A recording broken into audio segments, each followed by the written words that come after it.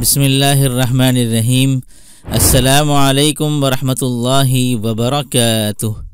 अबू हसन की तरफ से आप तमाम दोस्त अहबाब को तहे दिल से खुश आमदीद कहता हूँ और मैं ये उम्मीद करता हूँ कि आप तमाम लोग अल्लाह की रहमत और फजल से खैर और आफियत से होंगे।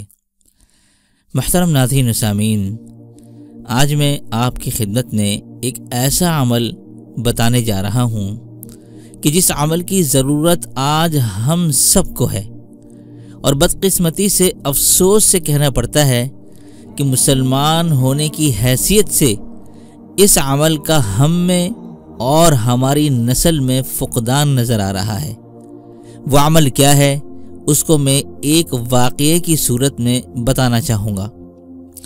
आप सब ने हज़रत बायज़ीद बुस्तामी रहमतुल्लाह अलैह का नाम तो सुना होगा। ये बहुत बड़े अल्लाह के वली गुज़रे हैं।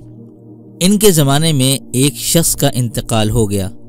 जब इंतकाल हुआ तो जिस्म मिसाले की सूरत में वो अल्लाह ताला के सामने पेश हुआ। अल्लाह के सामने पेश होने की असल में दो सूरतें बनती हैं। एक है जिस्म मिसाली कि जब इंतकाल होने के बाद बंदा अल्लाह के सामने पेश होता है तो उसे जिस्म मिसाली दिया जाता है। जैसे आपने मुख्तलिफ वाक़यात और अहादीस में पढ़े होंगे कि फ़लाँ शख्स को अल्लाह ताला ने बख्श दिया तो फ़लाँ के लिए जन्नत के दरवाजे खोल दिए गए। तो ये सब आलम मिसाली के वाक़यात होते हैं। तो खैर, जब उस शख्स की अल्लाह के सामने पेशी हुई तो अल्लाह ने उसको देखा और फिर नामे आमाल को देखा और फरिश्तों से फरमाया कि मेरे बंदे को जन्नत में दाखिल कर दो। अब वो शख्स बहुत हैरान हुआ कि भाई यहाँ मेरी बख्शिश हो गई। मैंने तो सुना था कि यहाँ एक एक चीज़ का हिसाब होगा और मेरे तो बड़े बड़े गुनाह हैं, जबकि छोटे गुनाहों का तो कोई हिसाब नहीं। तो उस शख्स ने अल्लाह से सवाल किया कि ए रब्बे जुल जलाल, गुस्ताखी माफ़, मेरी बख्शिश किस सबब से हो गई? क्योंकि मेरे तो बड़े गुनाह हैं और नेकी मुझे कोई याद नहीं। तो अल्लाह ताला ने फरमाया कि मैंने तेरे नामे अमाल को देखा कि उसमें तेरा एक ऐसा अमल सामने आ गया जिसको मैंने कबूल कर लिया था। उस अमल की वजह से तेरी बख्शिश हो गई। अब उसको और तजस्सुस हुआ कि ए रब्बे जुल जलाल, अपनी रहमत से मुझे वो अमल तो बताइए कि कौन सा वो अमल था जो मेरी बख्शिश का सबब बना।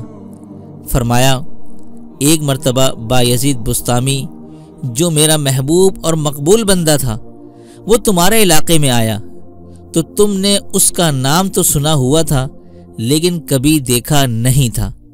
तो जब तुमने उनको देखा कि ये कोई बुजुर्ग वली लग रहे हैं तो तुमने लोगों से जब पूछा कि ये बुजुर्ग कौन है तो लोगों ने बताया कि ये बायज़ीद बुस्तामी हैं।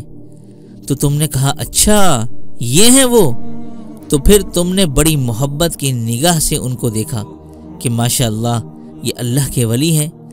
तो बड़े प्यार और मोहब्बत की निगाह से जब तुमने उनको देखा तो वो निगाह मोहब्बत मेरे यहाँ कबूल हो गई।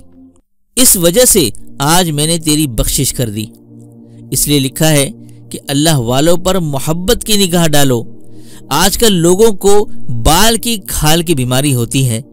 आजकल मीडिया का दौर है, एक से एक बुजुर्ग की हम बासानी ज़ियारत कर लेते हैं तो उनको बजाय तनकीद का निशाना बनाने के कि देखो कैसी दाढ़ी रखी है, कैसे बोलता है, कैसे हाथ चलाता है, इस तरह की बदतमीजियां दिखाते हैं कि अल्लाह की पनाह। खासकर नौजवान तबका इस बीमारी में ज़्यादा मुलव्विस है। बल्कि मैं खुद ऐसे लोगों को जानता हूँ जो सुबह शाम मौलवियों पर तनकीद करते हैं लेकिन खुद का ये हाल है कि एक वक्त की नमाज तक नहीं पढ़ते। बुजुर्गान दीन और उलमाए रब्बानीयीन को मोहब्बत की निगाह से देखने के बजाय हम अगर उनको तनकीद का निशाना बनाएंगे तो अल्लाह के गज़ब को दावत देंगे। हज़रत अबू हुरैरा रज़ियल्लाहु ताला अन्हु से मरफ़ूअन रिवायत है कि अल्लाह ताला ने फरमाया कि जिस शख्स ने मेरे किसी वली से दुश्मनी की मेरा उसके साथ ऐलाने जंग है। तो अब आप खुद सोचें कि मोहब्बत की निगाह डालने पर जब ये इनाम मिल रहा है तो तनकीद का निशाना बनाने पर अल्लाह ताला क्या फैसला फरमाएंगे।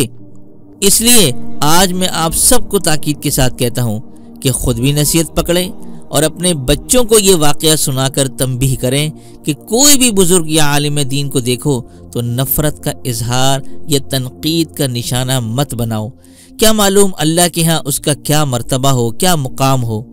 تو میں یہ امید کرتا ہوں کہ آپ سب اس پر ضرور عمل کریں گے، اور اسی کے ساتھ امید کرتا ہوں کہ آج کی ویڈیو بھی آپ کو پسند آئی ہوگی۔